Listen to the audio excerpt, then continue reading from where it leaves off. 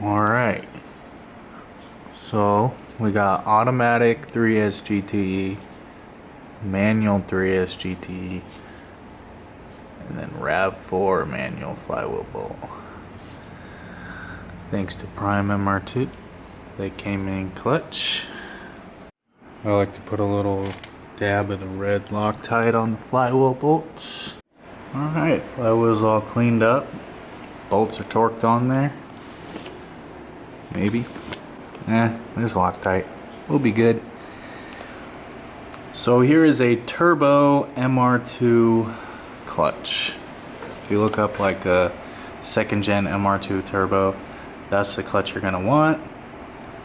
Not sure on the difference between the rav4. Probably just a heavier pressure plate. Alright, got the pressure plate and disc on there. Disc was the same size as a rav4. Pressure plate's just a little bit stiffer for the turbo. It's kind of weird because this clutch kit came with the pilot bearing, but yeah, these engines, front wheel drive stuff, don't use a pilot bearing. They also came with two different alignment tools. This is the same as the input shaft on the rav4.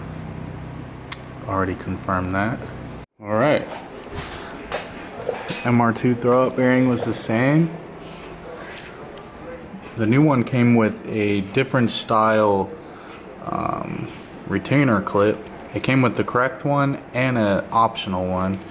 That's pretty cool because I've ran into situations where I've needed this style rather than the other style that's on there.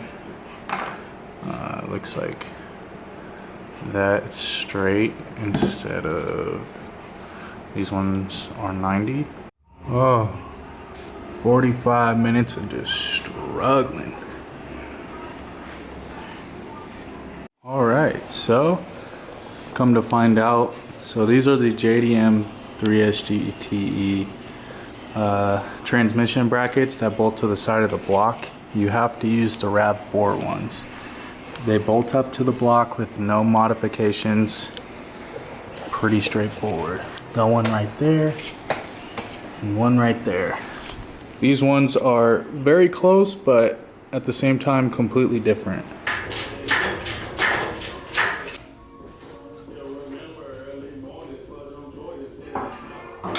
Alright, I got the subframe bolted onto the engine.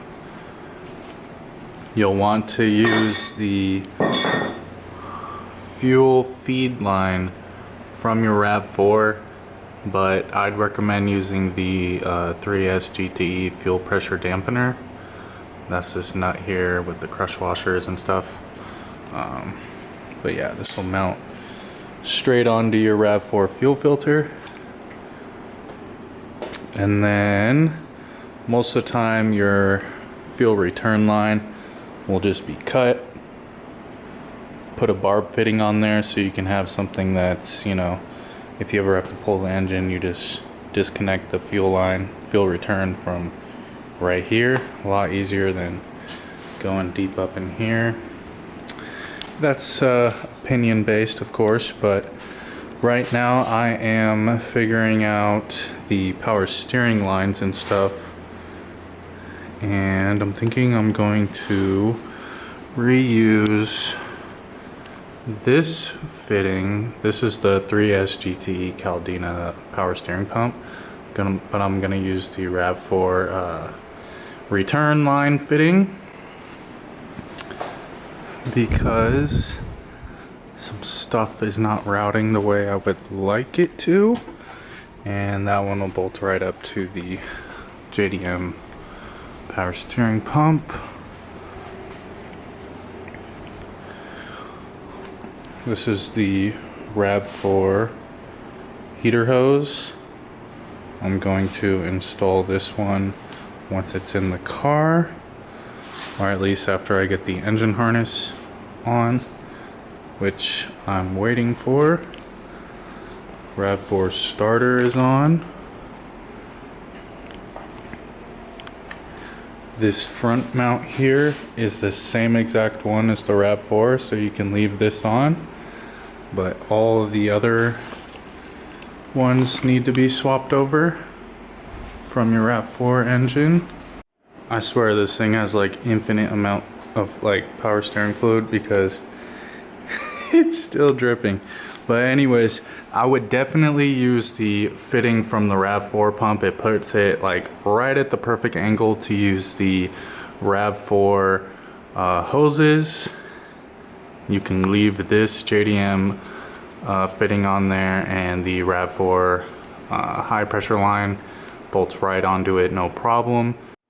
All right, you can definitely see right there why we need some slim fans.